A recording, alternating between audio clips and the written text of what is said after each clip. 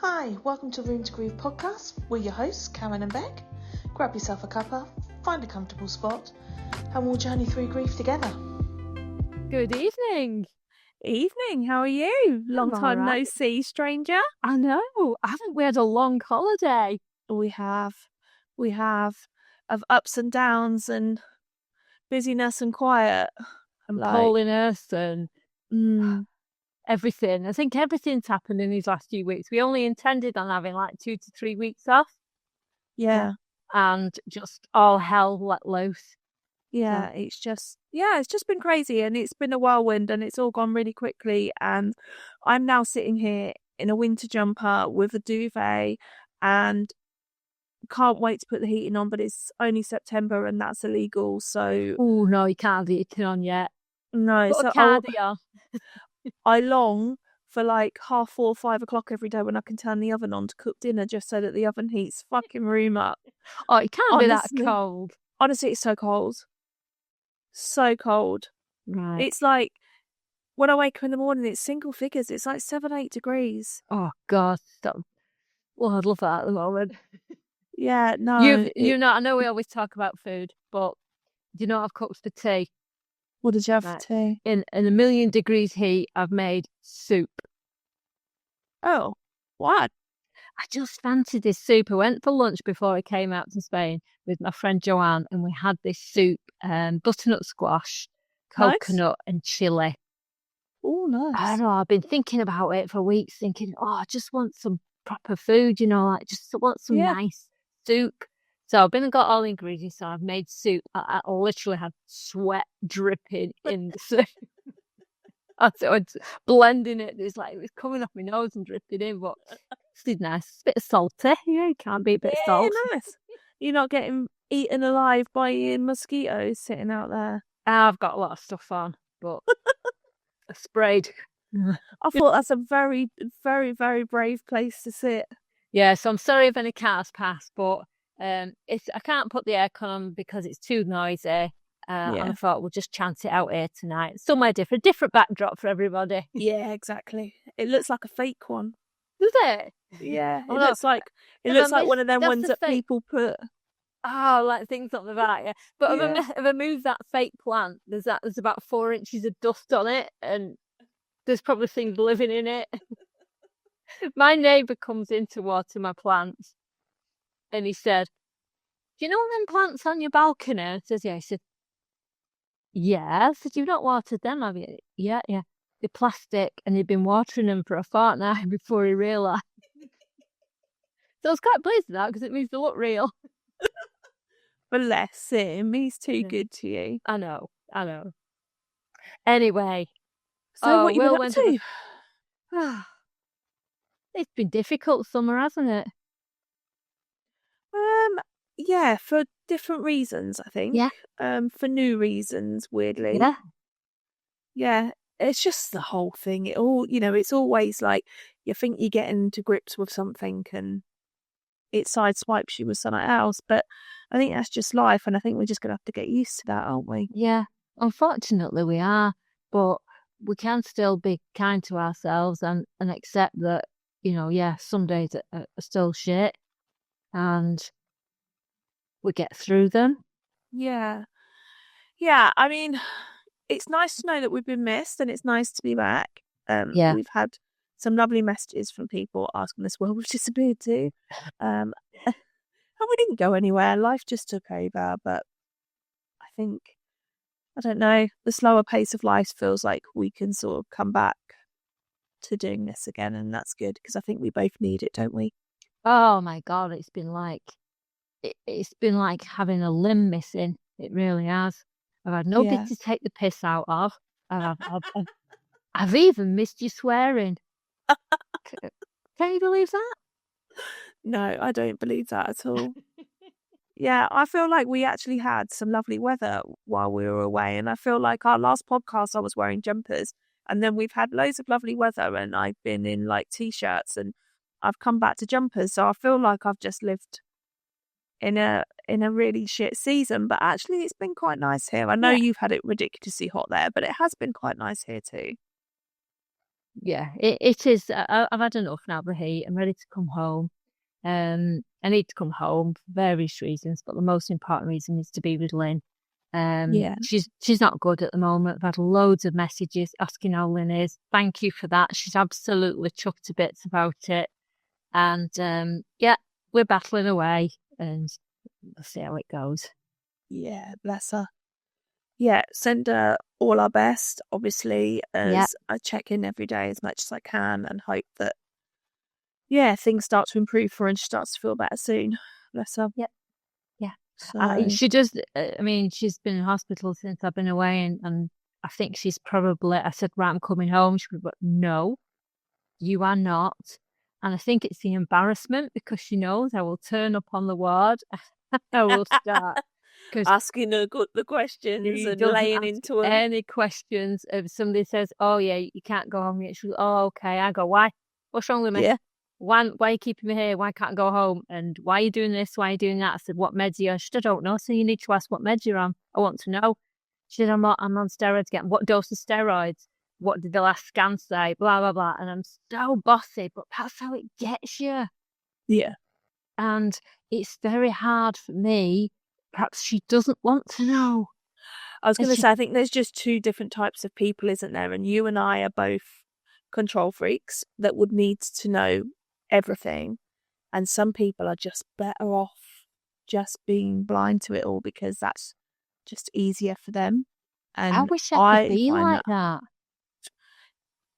Oh, I don't know. I don't know. Sometimes, or just on some things, I just wish I could be like that. Yeah, some things I do. In everything, it's like, why do I have to be such a know-it-all? Why do I have to take control of everything? I say, right now, I am no longer the entertainment manager. I'm not saying where we're going. I'm not saying what we're doing. I'm not saying what we're going to somebody else make. And they're like, we can't. And I think, I've taken that away from them.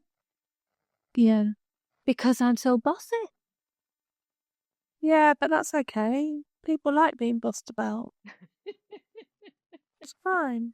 Yeah, but it backfires on you when you have to do it does. Because then when you feel stressed and overwhelmed and you want someone else to step up and do something, you're surrounded by a bunch of incapable people that just stare at you as though to say, oh, well, why haven't you done it? And then you feel angry. Yeah, that's me.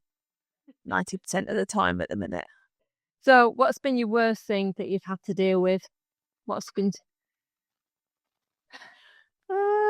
feeling poorly? Yeah, I've been in a lot, but that's all self-inflicted, so I can't really complain. It's not really self-inflicted. You were just trying to do something and you're trying to make yourself feel better, make yourself be healthier, and it just backfired. Yeah. Because I tried these stupid weight loss jabs and persevered with them for 6 weeks and can honestly say that I paid for the pleasure of torturing myself for 6 weeks. I have pretty much been sick and on the toilets and felt like I've been giving birth every 15 minutes for the last 6 weeks. So they're just a no-go. And all of that pleasure of being unable to eat, unable to do anything. I've not slept for more than 4 hours a night because I wake up in the night to be ill. All of that pleasure to lose 6 pounds in 6 weeks. It's just not worth it, is it? No, it's not worth it. And aside from the physically ill, mentally it messed with my mind. Yeah, that's the worst bit. Yeah, it messed with my mind, and they say that it has this thing of being, I read on the internet that if you're a bit ADHD tendencies, it turns off the voices in your head in the same way that it turns off food noise. I definitely have realised I have a lot of voices in my head that have suddenly disappeared. So I want all that narrative back. I don't like this quietness, and having that space in my mind has... I'd say I've been depressed. I wouldn't even say it's related to the grief. I just genuinely have felt so different that I've been depressed. I've always maintained to anyone that I have never been depressed. I've just had shit happen in my life and it's just shit and it's just sad. But this is different. I have genuinely been depressed, and I think it's just a constant state of feeling ill for 6 weeks probably is enough to wind anyone into the ground, to be honest with you. But yeah, that's not been fun. So we've stopped that now and trying to feel better, but it's only been coming up to a week since I've stopped it. So I was just saying to you, I ate tonight and I'm not feeling 100%. I'm feeling a little bit flushed because it just makes me feel ill because I've eaten. But, it's one of those things. We'll get through it. But it's all self-inflicted and I pay for the privilege and it is what it is. But hey-oh. Well, at least you've come off it and you can go forward now, can't you? And make other... Yeah. You just get yourself right and then think again, go back to the drawing board and think, right, so I'm absolutely pissed off because I thought I was going to come back on here and be like, can't see me. Just, disappeared. Shrunk into the abyss, but no. Yeah. I've been trying that since I was 16-year-old. It don't happen. It only happens in the movies. Yeah. So sadly not, that didn't happen. No, my goal in life is for somebody to say, have you been ill? You're looking very thin. And you're looking very thin and drawn and pale, Yeah, no. Yeah. No. It's not I have been ill and that still hasn't happened. So yeah, other than that, I've visited a family, seen a lot of my friends. I've kind of... You started that before we finished. You seem to be going for walks with people, going out, going for lunches. Yeah, and that was like a conscious effort that I was trying to make to be nicer to people because I'm very conscious of the fact that when Bradley was ill and when Bradley died, so many people stepped up to support me. And I'm trying to be really conscious of the fact that, coming up for 2.5 years later, it still can't be about me. Other people have shit in their lives too. And so I'm trying to be a really good friend and, make the effort back, but I'll be honest, it's an effort. When I say make the effort, it is a conscious effort and it is something that I have to consciously think about and write notes in my phone to do. It's not automatic yet. Why do you have to do it though? Why don't you just walk away from that for a bit and try again in a few months' time? Especially when you've been feeling so poorly. Why do you have because to set these goals? Like you say, I started it all before I started feeling poorly, and then I feel conscious of the fact of everything has been about me for the last couple of years. And then when I started trying to make an effort with people, I just felt too embarrassed to turn around to anyone and say, oh, hang on a minute, I feel really ill. Can we just cancel again because this is all about me again? So I just didn't tell anybody. And then, then I'm seeing everybody and trying to mask how I feel and everything. And then it's just a lot again, isn't it? You can't keep that up, No, I know. That's why I've stopped doing stupid jabs so that I try and feel better. But that's a lot of what it is. I mean, I didn't even tell you I was on the jabs. I didn't tell anybody. I was disgusted. I said to my husband, she's kept things from me. It's only because you're so fucking competitive and you've not been very well either. And then it would either become competitive on who was the most ill or you'd have to be on the bloody jabs and you're far too ill to go on them. So I was like, for her own safety, I can't tell her. So it was a protection thing for your own safety. Yeah. Hey, I'm gluten-free now. I tell you what. Like, my husband, I said, oh, I need to ask for the menu. He says, you're not going to ask for the menu about being gluten-free. I went, I am, yeah. I said, at least it's a change of telling everybody that my daughter's died. I can now say, I'm gluten-free. Yeah, but that's how I feel about like this whole effort and being ill. Like, oh, I've just swapped from one issue to another, Yeah. you know? Yeah. But I do think that, because obviously yours is a bit like an immune disease, I guess, isn't it? Yeah. Like an attack to your immune system. And I think from what I've read, that's quite common with like... In Greece? Yeah. Right. Yeah, because I think we sit in fight and flight and stress and all of that for so long that our immune system's just become so compromised. I think it's quite common. Yeah. But, I mean, I've been going to the doctors. I've been having numerous antibiotics, and they won't give me the antibiotic that I've asked for because I've done research. I've looked into the family, and my brother's got the same immune deficiencies, and they point blank refused to give them there. It's crazy, isn't it? And I came to Spain and I went and I got them for €20 and feeling better already after 4 weeks on them. Yeah. It's just mad, isn't it? Yeah. It's just crazy. But I'm glad that you're feeling better anyway. Yeah, getting there. We're just glad to be back to this. We recorded the other week, didn't we? That's not gone out yet because we wanted to talk to everybody first, and then next week it's already ready. So really nice guy. So I want everybody to watch that. Yeah, yeah, it's a really good episode. Yeah, could have sat and we say it all the time. I know we do, but genuinely could have sat and spoke to him for ages. I think it really was his voice. I could have listened to his voice and what he was saying. Yeah. All night. I really could. You can see why he's a grief educator and counsellor, can't you? Because he just has that persona about him. Yes. And like us, it was never on the card that that's what he was going to do. No. Yeah. So we've got lots of things planned, but you need to do it in your own time. And I just need to start feeling better, which I do feel heaps better. Better. So, that's definitely all on the up. And like I say, it was all just self-inflicted anyway. So I'm just gutted that I never lost any weight. Right. But this thing about going out with your friends and stuff like that, why don't you just ease off a little bit and give yourself a break? And if you're not enjoying it... Well, I have done that as well. I feel like I've done my bit, and I feel like I've done enough now for people to not say, well, she just took from us and didn't give back. Do you know what I mean? Nobody's going to say that. Where are you coming from with that? Because nobody's going to say that. Friendships are two-way streets, aren't they? And I just feel like I've taken so much from everybody for so long that I just been through so much. Yeah, I know, but it's draining for other people, isn't it? I just I probably see one or two people and that's it.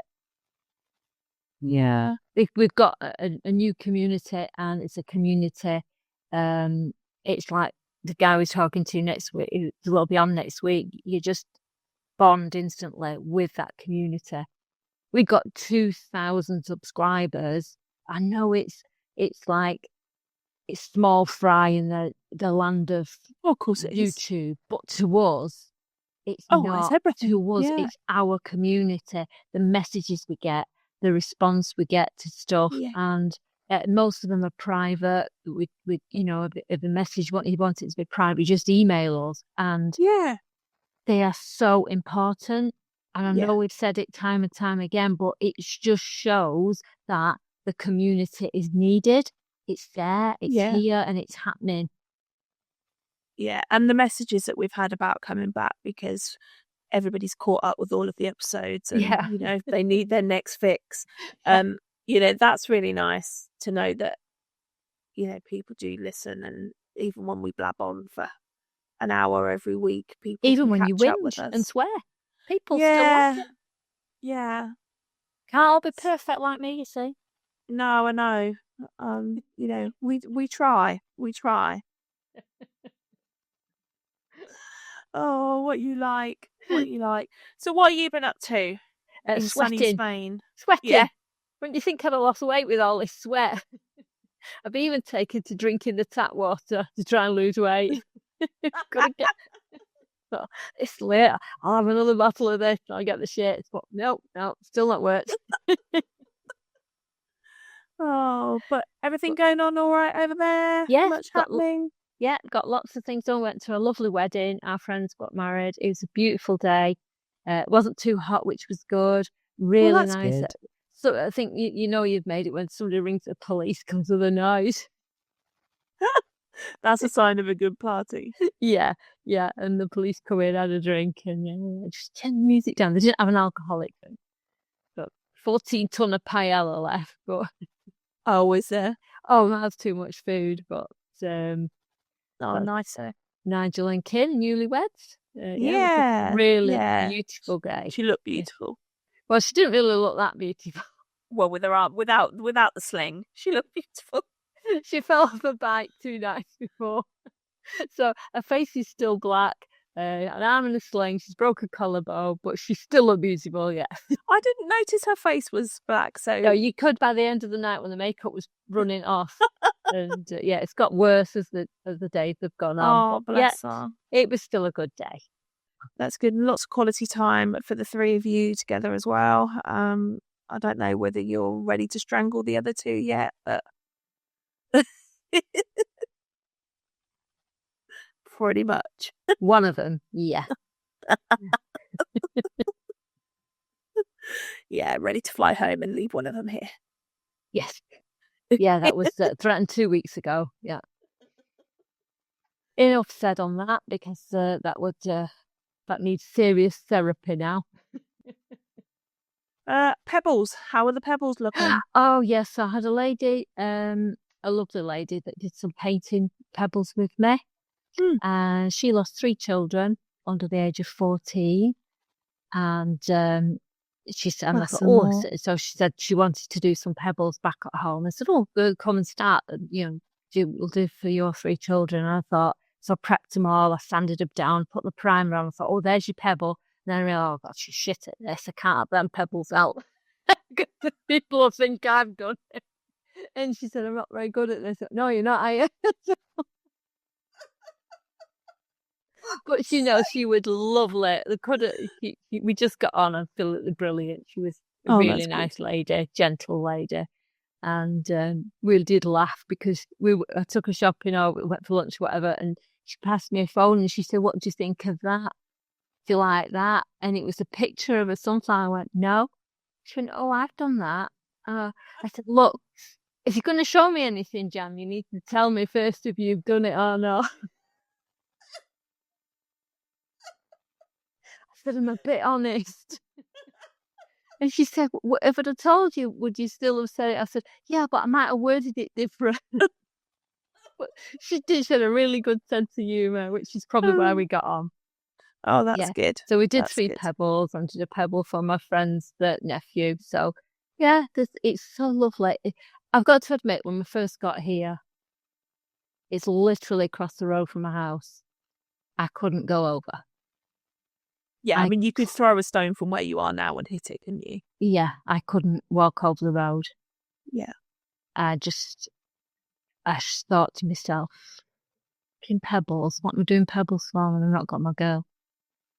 And they're just very, very upset for a few days. And then I was watching people walk past, stopping, reading, and then when I went to the wedding, the president of our community came and he said, "Oh, which house are you in?" I said, "Oh, across the road." He said, "Near our garden." I said, "What garden?" He said, "Our pebble garden. Are you near our pebble garden?" I said, "It's me that's done that." He went, "Oh, let me get my wife." And he said, this is the lady who's done the pebbles. And she went, "Oh, it's beautiful." She said, "Whenever we have people coming to station, we drive them over and just say, 'Oh, look at our garden,' because they're right at the other end. 'Look at our garden.'" And she said, "We love it." Lovely. That's lovely. Yeah, I did say could have weeded it for me, but pushing it a bit. But after that, I went over and I cleaned some of them and I put some more names back on, and then I have painted some more. So yeah, the pebbles. I'm back on the pebbles now. I've got over my little tantrum. It's funny though, isn't it? How we go through stages. It's a bit like looking at photos and stuff, though, isn't it? You go through stages of being able to do it, and stages where it's just not what you need. It's going back to how you feel. What's the point in life? Yeah. And that's where I was at. What's the point in doing them pebbles? Yeah. And then pebbles has given me so much, not hope. I can't explain. But they're serving you in some way, aren't they? You know, yes. Yeah. And that's all that matters, I guess. Yeah. But there's just been so much change over the summer, and I think the warmer weather for me really makes a difference. And now it's starting to get colder and stuff, you know, that all makes a difference. Like, it's been really hot and sunny here. And that really does lift my mood, you know, that does help me find joy in things a little bit easier than when it's... I wonder why. I don't know. I can say that because I'm not affected. I don't think I'm affected by that. I mean, now I could just kind of just put my dress up and just get rid of some sweat. Sorry about this. Very unprofessional of me. But no, I don't think it intrigues me, that. I don't know why. I don't know. I was saying to Simon, like, obviously we put our house back on the market again to sell it, and I was sitting in the kitchen and I was looking out into the back garden, and as much as it's not been very warm, it was really sunny on Saturday when it was Morgan's birthday at the weekend, and it was really sunny. And we've obviously got a south-facing garden, so, you know, only a small garden, but it catches the sun.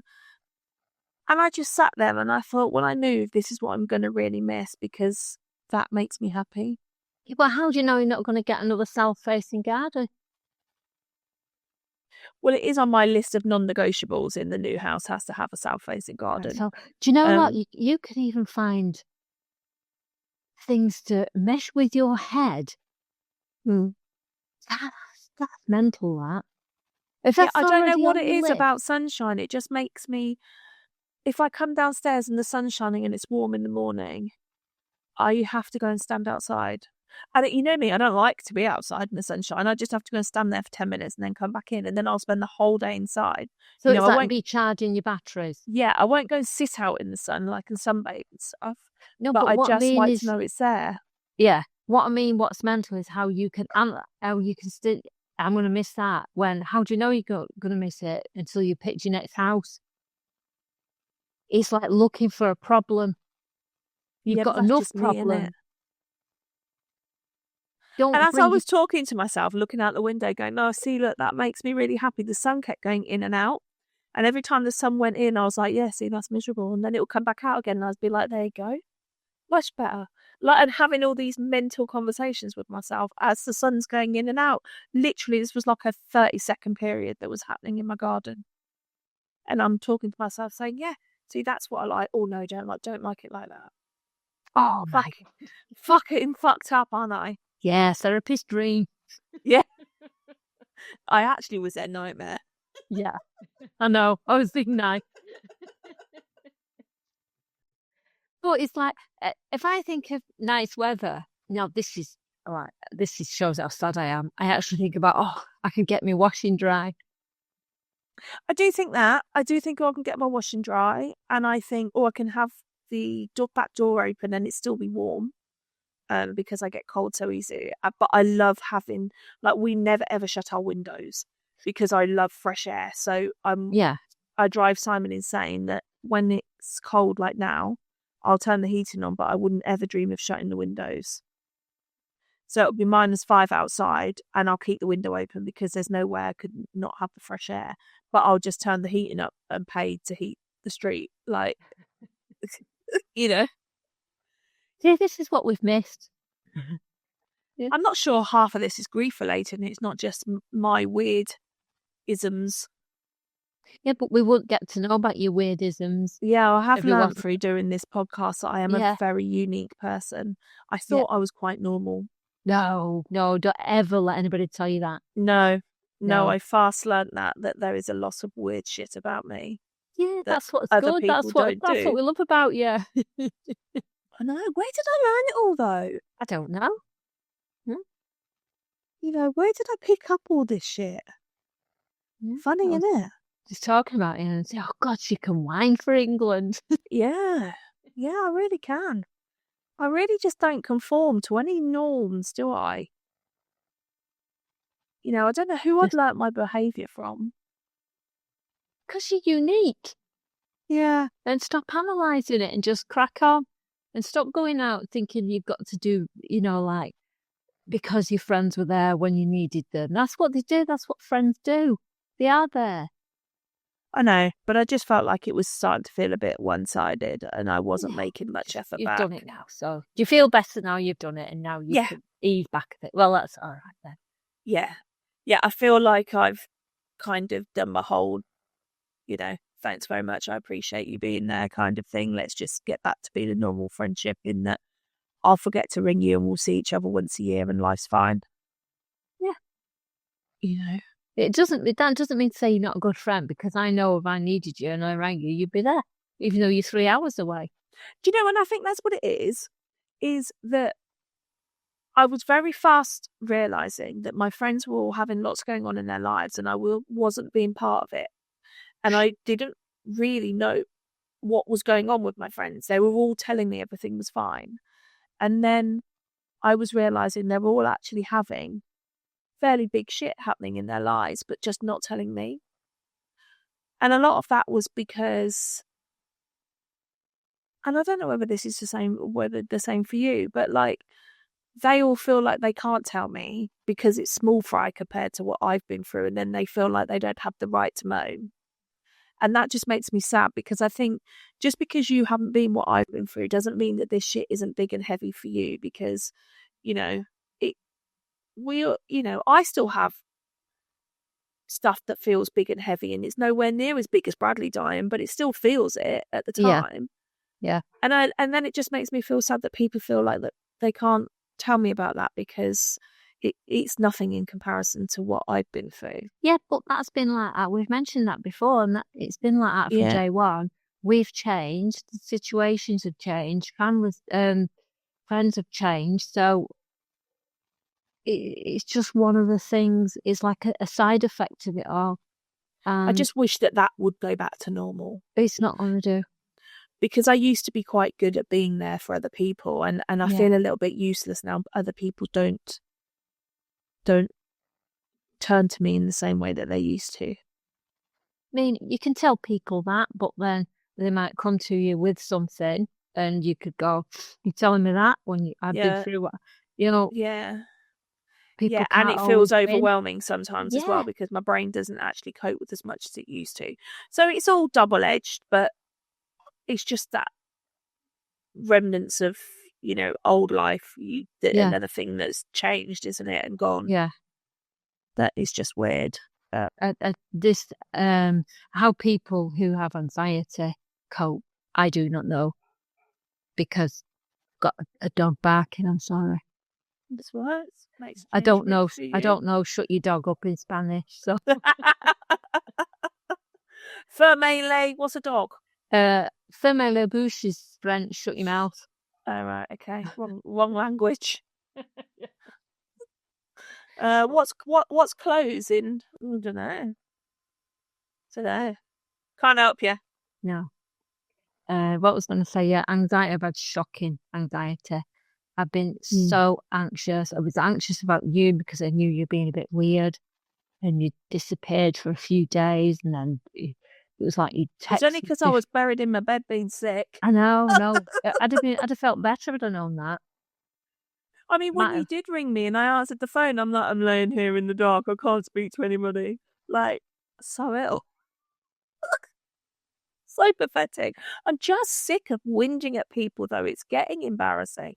Yeah, it's getting a bit boring now. Exactly. I'm sick of coming on here and fucking whinging. No, I tell you what I was going to talk to you about. You know, when you went to that wedding and everybody avoided you. Yeah, I forgot about that. Yeah. I think I'm going to have to try and stop talking about Em so much. I don't talk about Bradley, though. Well, I do, and I think I'm going to have to try and stop talking about everything and all what we're doing in the grief education and giving everybody lectures. I think I'm going to have to ease off a little bit and pick my audience more. Why? What did you do? Oh, I've just sort of took over various things, and it's just been a bit too much, I think. What makes you say? Has anyone said that to you, or have you just come away and felt a bit guilty? I felt a bit guilty, and I felt a bit, God, it's always about, like what you say, always about me, always about always about everything we're doing. Maybe not everybody needs to know. Yeah, maybe not everybody's comfortable with it either. Yeah. Because I am comfortable talking about it, I always sort of think everybody else is. Yeah. And I stopped, and stood back and sort of looked and think, I need to choose my audience a bit more, I think. It's hard though, isn't it? It is, because I still want to talk about them just as much. It's still like yesterday. The lady lost children 30 odd years ago. It was still like yesterday. Yeah. Yeah, I forgot I went to that wedding and that happened. But yeah, that was weird though. But that was people that have lived in the community all their lives. So we know because we went to school with them, and we've just not been confronted with them since Bradley died. And so it was a bit like an old school reunion, if you like, this wedding. There was just lots of people there that we don't normally come across, but know who we are and know Bradley had died. And they all just pretended they didn't know who we were, because I don't think anybody knew what to say. And so then that got my back up. So then the people that did sit and speak to me, I deliberately spoke about Bradley, and I deliberately spoke about everything that we do. And yeah, I probably did what you just said and just probably should have picked my audience better, but it was a bit of a defiance thing. And no, the fucking most of you are ignoring me deliberately. Yeah. So now I'm going to talk about him. And I probably shouldn't have done that, but I did. It's just difficult to call it, isn't it? Yeah, it is difficult. It's been tricky with everything going on and not feeling well. It just makes you feel even more fed up, depressed, like you've said you've been. I can see why you've been depressed with everything you've had to deal with. And being poorly on top of it is just awful. Yeah, I think that's what's caused the depression, to be honest with you. I honestly don't even think that is grief related. No. It's just... No, I don't. It's completely different. It's a completely different feeling to the whole grief feeling, and yeah, At least it's another feeling. Yeah. At least it shows we're capable of feeling something other than just the grief. Do you know what it did do that was a good insight? It gave me a bit of an insight into Simon's mind. Yes, yeah. And like last Tuesday, for example, my new job, it's pretty boring, don't do a lot of work. And my mum rang me and said, "Oh, can you take the dog to the groomers? You need to take him at 12 and pick him up at 1:30. And I'm like, "Mum, I am working. Like, I've got to fit it in." And then Morgan was like, "Oh, I'm at work, Mum, and I need picking up at this time and I need dropping here." So I was like, right, okay.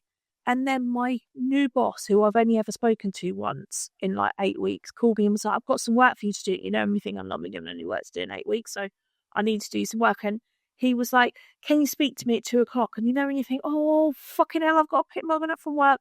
I've got to take Mum's dog, pick Mum's dog up. And now I've actually got to do some work for the first time ever." And I sat there and thought, "Will you all just stop? Just stop." And I just thought, you crazy fucking Fruit Loop. This is all so manageable. But my mind just went like completely out of control, and the panic, and Morgan was trying to speak to me and I was like, "Everybody just be quiet." I didn't sleep all night because I was panicking about getting up and doing it all in the day. And then I'm driving from my house to my mum's to sort the dog, thinking, what's stressful about this? When you I was thinking, what on earth have I got myself so wound up over this? Yeah. But I thought, this is what happens to Simon. This is what happens in his mind. And I'm just lucky that for me, I'm well aware that I'm experiencing these weird mental shifts due to these jabs and that things are a bit weird. But I can see how over time that this has wore Simon down to the point where he just can't do it anymore, I can see how it just gets so hard to fight against it. Yeah. So it did give me a little bit of empathy into how he feels. I mean, I still don't know what the answer to that is, but it is a bit, anxiety is a bit overwhelming, isn't it? Oh, it's been horrendous. Have you found it's been better since because obviously you stopped working, you got rid of all of those stresses. Have you found that that's helped? No, I'm worried about that. I'm worried about our customers, that they're being treated right. I'm worried about is everything in place for them? The new owners, I'm worried for them. I'm worried about staff. I'm worried about officer. I'm worried about. I think my main worry is Lynn, and Of course. everything else I'm bringing up to try and as a deflect the worry of my friend. Yeah. And the helplessness that you feel, because there's nothing you can do, but you can't help in your mind to resonate with your own life experiences, and then the panic sets in, doesn't it? Yeah. But I know that when the time comes, I will be able to help. I will. I can't do anything now. She's in hospital now. And when she's at home, I will be able to help. Even if it's just cooking for them, even if it's cleaning, whatever. But you know yourself how much that helps, you know? I know exactly what she will need. Yeah. She won't have to ask. I will just, I know the food she likes. I'm hoping she'll still be able to eat. And I just know that I will be able to help. And that is also helping me as well. Yeah. Yeah, so life hasn't kind of gone the way that we thought, has it really? I don't know. I don't know what I thought. I just thought, we'll have a few weeks off. And it's been a funny old few weeks. It really has. It's been a roller coaster of emotions and getting used to different things and illness. Yeah, it's just been strange. It has been strange. I just feel bad because mine's all self-inflicted, but it has been strange. I don't think it's all self-inflicted, Beth. I really don't. And I think what, as usual, you're giving yourself a hard time. You just was trying to make something a bit better. Yeah, I was, but then I'm just sick of everything just going fucking tits up, and then it all just be in the Bec show again, and it's just like, do you know what I mean? Bec show's a bit entertaining though, so. It's just so fucking whiny. Honestly, I need new script writers. Seriously, fuck me. Well, that's what we'll do. We've got loads of ideas, haven't we, coming up? And we're back on it. This is just a one-off. This is the last time you're allowed to whine. We've given you this space. This has been your space to get all your whining out, and that's it. I've got nothing else to whine about. Hopefully I'll sell my house. We'll move. And you'll have a south-facing garden that you can stand at your back door and you can look at the sunshine and then you can moan that it's too hot. Yeah. So this is it. This is us. We're back. We're sorry we've been away. Is there anything anyone particularly wants us to talk about, to cover? Let's open the floor to come on, we need some input. I'm going to say let's open the floor to some new topics that we can discuss in the coming weeks, because as you've seen for the last 44 minutes that we've all sat here and listened to me, if you give me an open mic, I just moan. And so, let's give me something constructive to talk about. Yes. Yeah. Let's give you something to, you like looking into things and you like your research. Yeah. Let's give Bec something to research. Yeah. And let's see what we can do, or any guests that you'd like us to talk to. Anybody wants to come on with their story? Yes. Yeah. Definitely. Tell us about your grief. And someone else can come on and moan. Please come on and moan. Please come on and make me feel better. I can't be the only person. I don't think anybody will beat you. I know it's not a competition. I'm moaning. Do you know honestly. I had about 40 texts yesterday? Was it yesterday or the day before? Yeah. No, my neighbour was found dead. Oh, yeah. I did wake up to that and I thought, oh, God, I can't imagine how your street looks right now. Yeah. But, it's a sad story, isn't it? Yeah. Well, I mean... It was Ricky Hatton, a boxer, and he was found dead in his house, so all the street was cordoned off. So my neighbours were texting me, my friends, and then all my other friends, you text me, my Welsh friends text me. Yeah, I know. And I think, is it too soon to ask if family wants to do a podcast? See, we've been through grief. We're going through grief. We've had a horrific time, but we've still got a sense of humour. You've got to have that sense of humour back. So by coming on here, letting us laugh at you, letting us take the piss out of you. Oh, I'm happy for that. Has it cheered you up? Yeah. Good. Yeah. You have a glow about you. You do look quite healthy, actually. It's just a shine in my face hurts because I feel ill. Right, it might be a sickly power. That's exactly what it is, yeah. That's exactly what it is. You know when you've got a temperature and your skin hurts, that's exactly what's happening right now. But that's a side effect of this fucking jab. Like, don't know when it's all going to go away. Oh, I was tempted to go on it as well, so I won't now. Honestly, it's not been the one for me. No. Well, we knew it wouldn't be, so I don't know if I even tried it. Because I thought, it won't suit me. It will make me really ill, but it will just accelerate the weight loss, so it'll be fine. Yeah. But it didn't. I mean, I've hardly eaten for fucking 6 weeks. Like, it's so sad. It's so sad. I lost £10 in the first 2 weeks. Then I lost nothing for 2 weeks. Then I gained £1. Then I gained £3. I must be the only fucking person in history who is on fucking Monjaro, who is constantly being sick and shitting and unable to eat and gains weight. I must be the only person in history. I bet you're not. So yeah. And I'm not advocating the weight loss jab. Well aware that it's a lazy way out, but I have literally tried everything to lose weight and it doesn't work. And neither did that. So it's back to the drawing board. Yeah, back to the drawing board and we'll start again. We'll have a competition. No. This is what you didn't want to do, isn't it? No. This is why because I can't fucking lose weight for trying.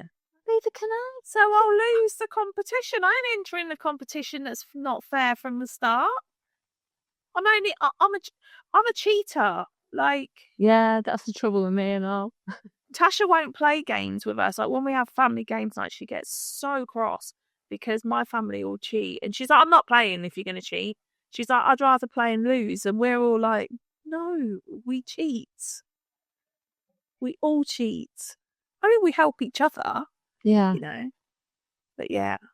So yeah, no, I'm not playing if I'm on an even playing field to start off with. What's that dessert called? It wobbles. What's it called? I can't remember. Not jelly. The white stuff that's like creme brulee and it wobbles. Blancmange? Yeah. They always cook it on MasterChef. Panna cotta? Panna cotta, that's it. Is panna cotta gluten free? Just asking. I don't know. What do they make it with? I don't know. That's why I'm asking you, because you know things. I'm not a pudding person. Don't ask me about puddings. I ate 3. Did you? Yeah, I ate one in the car park. I didn't have a spoon, so I missed them. So I'll never be thin. Right, let's go now. Thank you so much for recording tonight, and you can go and be sick or whatever you need to do now. Yeah, I'm really sorry for whinging. It's not what I wanted to do on our first episode back, but I'm sure you've all missed it really, and I hope you're pleased to see us back. We'll call it a practice episode back. We've got a really good one next week, and then after that she'll be back to, can't really say normal because we've already I don't think I was ever that, was I? No, I don't think I was ever that. We'll be back on course, but we're here, we're still alive, and we're doing it again. Yeah, so thanks for having us. Thank you very much for watching.